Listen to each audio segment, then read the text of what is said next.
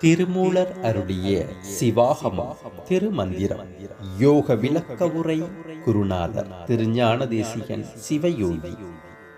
போற்றிசைத்து என்னுயிர் மண்ணும் புனிதனை, நாள் திசைக்கும் நல்ல மாதுக்கும் நாதனை, மேல் திசைக்குள் தென் திசைக்கு ஒரு வேந்தனாங் கூற்று உதைத்தானை யான் கூறுகின்றேனே.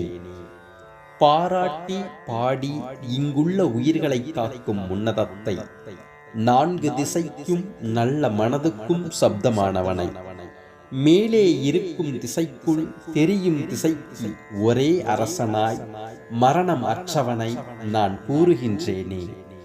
பின் குறிப்பு: யாதொன்றையும் ஆள்பவனை விபரித்து கூறுகிறேன்.